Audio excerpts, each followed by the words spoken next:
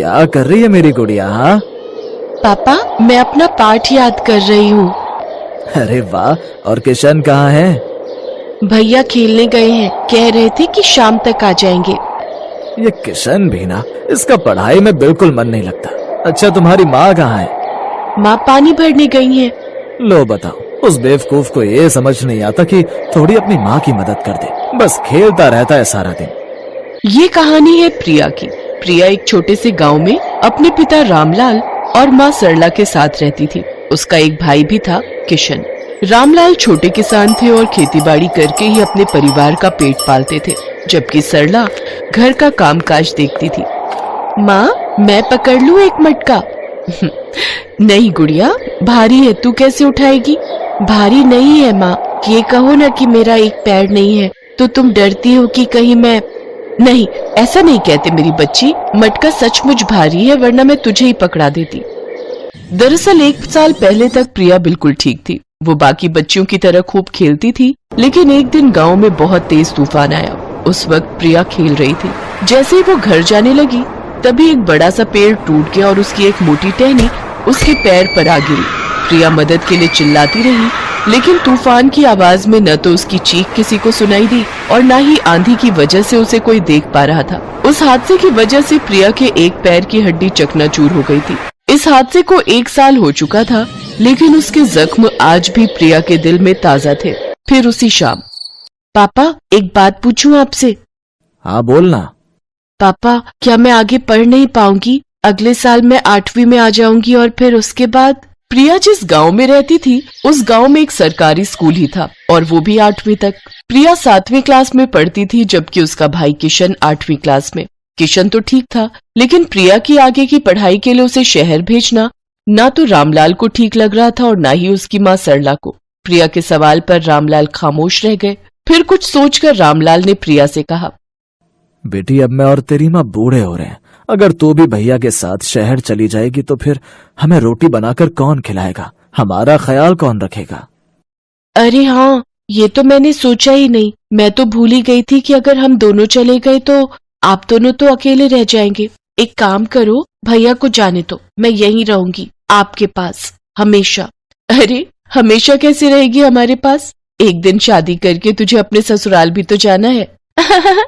मुझे अपाहिज से कौन शादी करेगा माँ, इसीलिए तो कह रही हूँ कि मैं यहीं रहूंगी आपके पास हमेशा के लिए। प्रिया की बात सुनकर सरला और रामलाल खामोश रह गए। प्रिया ने अपनी बैसाखी उठाई और मुस्कुराकर वहां से चली गई, और उसके माता पिता आंसू भरी आंखों से उसे देखते रहे। रामलाल और सरला जानते थे कि प्रिया को पढ़ने का कितना शौक था, लेकिन उसका अपाहिज होना उसके सामने सबसे बड़ी चुनौती थी। धीरे धीरे कई साल गुजर गए। किशन की शादी हो गई। उसकी पत्नी का नाम माला था। माला 1 नंबर की नक चढ़ी थी।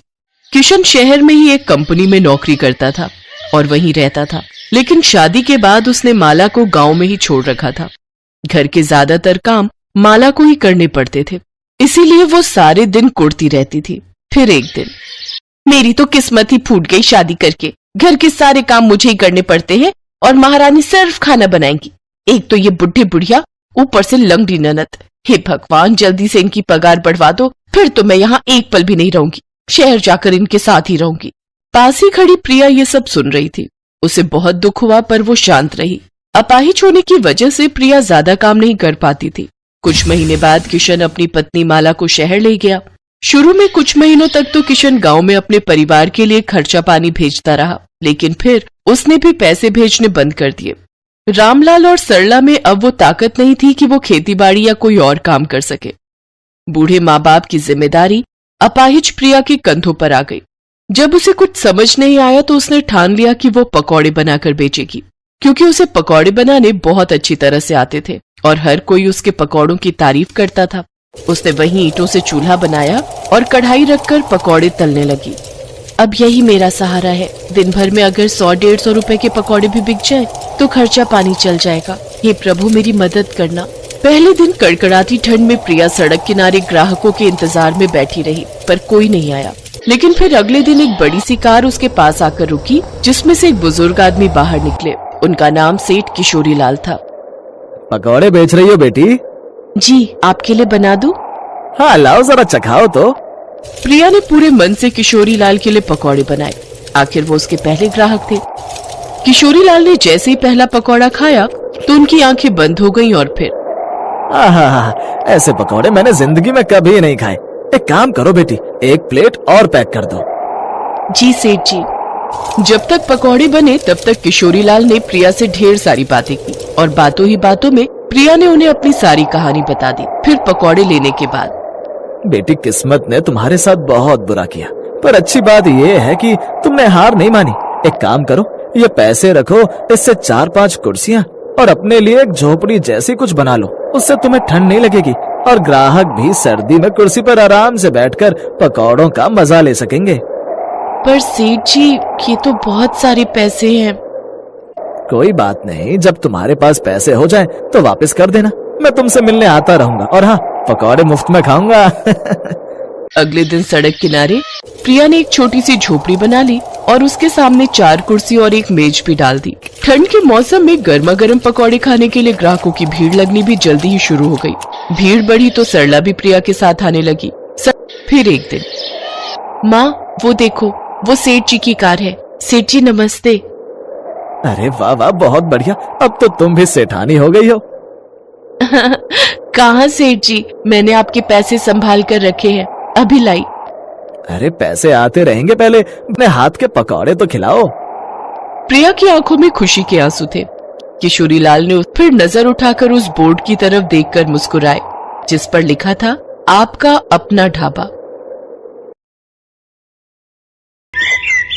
नानकपुर गांव में आरती नाम की औरत रहती थी। वो गांव में लोगों के शादी ब्याह में जाकर खाना बनाया करती थी। आरती की एक 13 साल की बेटी शालू थी। आरती अपनी बेटी को पढ़ा लिखा कर कुछ बड़ा बनते देखना चाहती थी, इसलिए वो दिन रात मेहनत किया करती थी। एक रोज, आ गई माँ तुम?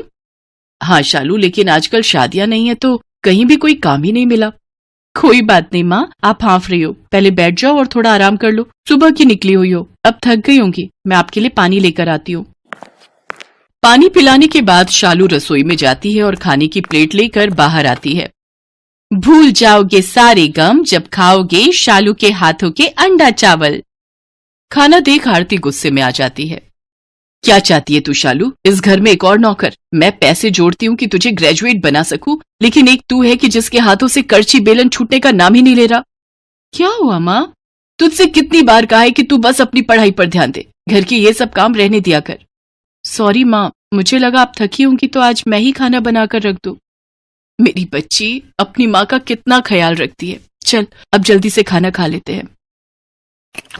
अगली सुबह आरती शालू से कहती है, अरे शालू, आज तुम्हारे स्कूल की छुट्टी है ना, तो तुम घर पर ही रहना और घर का ख्याल रखना। ठीक है माँ, लेकिन तुम कहाँ जा रही हो? आज फिर काम ढूंढने जाती हूँ, शायद कहीं खाना बनाने का कोई काम मिल जाए। ये कहकर आरती काम की तलाश में निकल जाती है। ये सब क्या हो रहा है और क्यों? अब बस बहुत हुआ। जरूरी नहीं कि पढ़ लिख कर ही बड़ा आदमी बना जाए। अब मैं अपना खाना बनाने के शौक को ही अपना काम बनाऊंगी और खूब नाम कमाऊंगी। मेरी मजबूरी ही अब मुझे मुकम्मल करेगी। शाम को जब आरती फिर खाली हाथ घर आती है तो शालू अपनी माँ से कहती है, माँ, आपने जो मेरी शादी के लिए थोड़े पैसे जोड़कर रखे हैं, क्यों ना हम उन पैसों से एक ढाबा शुरू करें? आप भी कब तक क्यों लोगों के घरों में जाकर खाना बनाने का काम करती रहेंगी? जो मेहनत हम दूसरों के लिए करते हैं वो मेहनत हम क्यों ना खुद के लिए करें? हम दोनों मिलकर उसको एक मुकाम तक लेकर जाएंगे। एक छोटी सी दुकान को बड़े से होटल में बदलना है मुझे। ना बाबा ना, लोग क्या कहेंगे कि बेटी के पैसों को खाकर ढाबा खोला इसने। मैं तो कहीं मुंह दिखाने लायक नहीं रहूंगी, और गांव में तो वैसे भी 2 ढाबे वाले हैं ही, फिर लोग अपने ढाबे पर ही क्यों आएंगे? माँ, तू समाज और लोगों के बारे में कितना सोचती है। लोग हमें खाने को नहीं दे रहे हैं, और रही उन 2 ढाबों की बात, तो उनको दाल चावल के अलावा बनाने ही क्या आता है? हम अपने हाथों के हुनर से इतना लाजवाब और स्वादिष्ट खाना बनाएंगे कि सबका मन जीत लेंगे, और फिर तुम देखना सब ग्राहक अपने ही ढाबे पर आएंगे खाने। हाँ हाँ ठीक है, पर तू साथ में अपनी पढ़ाई पर भी ध्यान देना। आरती शालू की शादी के लिए जमा रुपयों से एक ढाबा खरीद लेती है। शालू बेटा, हम लोगों ने अपनी जमा पूंजी लगाकर ये ढाबा खरीद तो लिया, पर अब हम इसमें ऐसा क्या बनाकर बेचेंगे कि हमारे ग्राहक बन जाएं? माँ, अंडा चावल, और क्या? प्रोटीन से भरा अंडा चावल सबको गर्म रखेगा और साथ में रायता और गुलाब जामुन बिल्कुल मुफ्त। शालू और आरती सब ग्राहकों को अंडा चावल के साथ पीने के लिए बूंदी रायता और मीठे में गुलाब जामुन परोसती हैं। सबको उनके हाथ का खाना बहुत पसंद आता है और वो भी इतने कम दाम में। सचमुच शालू बेटा, तेरे हाथों में तो साक्षात माँ अन्नपूर्णा का वास है। भाई वाह, क्या स्वाद है तेरे हाथों में, वाह। हाँ आरती बहन, तू तो बड़ी ही भाग्यशाली है जो इतनी होनहार बेटी तुझे मिली है। धीरे धीरे गांव भर में उनका ढाबा बहुत मशहूर हो जाता है और उनके यहाँ ग्राहकों की भीड़ लगनी शुरू हो जाती है। शालू और आरती की दुकान अब काफी अच्छे से चलने लग जाती है, जिससे दूसरे ढाबे वाले उससे जलने लगते हैं। उसकी सफलता देख बगल के ढाबे वाला मंगत राम कहता है, इन माँ बेटी ने मिलकर हमारे काम की वाट लगा रखी है। लगता है इन दोनों को मजा चखाना ही पड़ेगा। अगले दिन मंगत राम ने अपने 2 गुंडों जग्गू और कालू को शालू के ढाबे पर भेज दिया, जहां पहुंचकर वो दोनों शालू की मां आरती से बदतमीजी करने लगते हैं और कहते हैं, अरे सुनो छमिया, अगर तूने जल्द से जल्द इस ढाबे को बंद नहीं किया ना तो इसका अंजाम बहुत बुरा होगा बे। ये सब क्या बेकार की हरकत है? मालिक का कहना है कि ये ढाबा तुम जल्द बंद कर दो, समझे? नहीं तो आगे का अंजाम तो तुम दोनों जानते ही हो।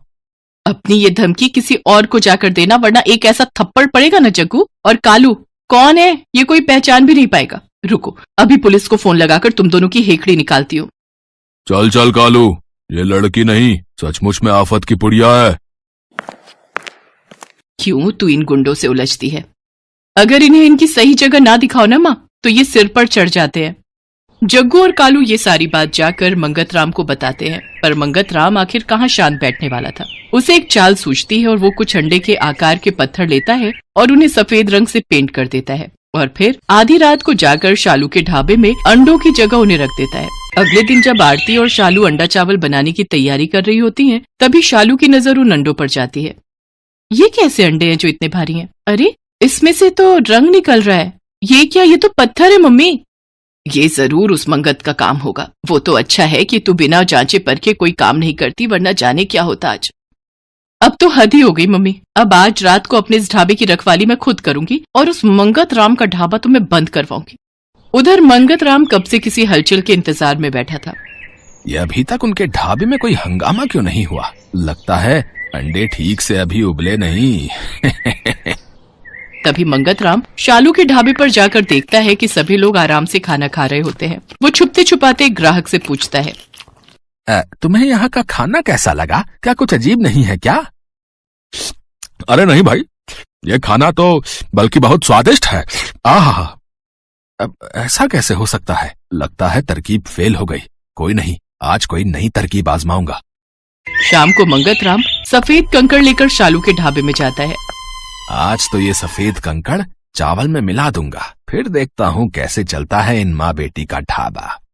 वहीं शालू और आरती छुपकर ये सब देख रही होती हैं। वो जैसे ही चावल में कंकड़ मिलाने लगता है तो शालू और आरती उसे रंगे हाथ पकड़ लेती है। साथ ही शालू इस सारी हरकत को अपने फोन में रिकॉर्ड कर लेती है और पुलिस को फोन कर उसे वहाँ बुला लेती है। मंगत चाचा, अगर कंपटीशन करना ही है तो सामने आकर करो। अगर इस तरह के काम करोगे तो फिर तो जेल की हवा खानी ही पड़ेगी।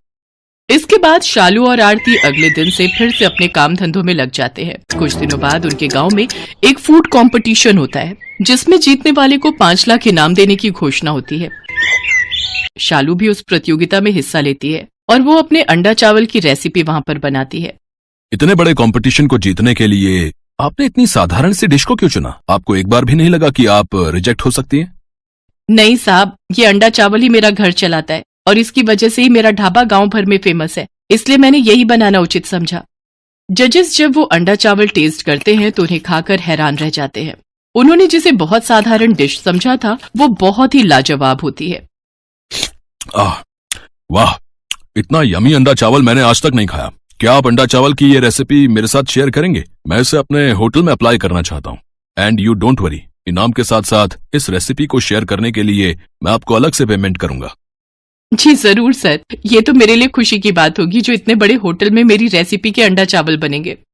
शालू ये कंपटीशन जीत जाती है और अब उसका ढाबा और भी अच्छा चलने लगता है। आरती और शालू के दिन बदल जाते हैं और अब वो उसी गांव में खुद का बड़ा सा होटल खोल लेती है और उसमें अपना अंडा चावल की डिश को उस होटल की स्पेशलिटी के तौर पर रखती है। धीरे धीरे शहरों से टूरिस्ट आकर उसके होटल में ठहरने लगते हैं और उसके यहाँ का फेमस अंडा चावल खाते हैं।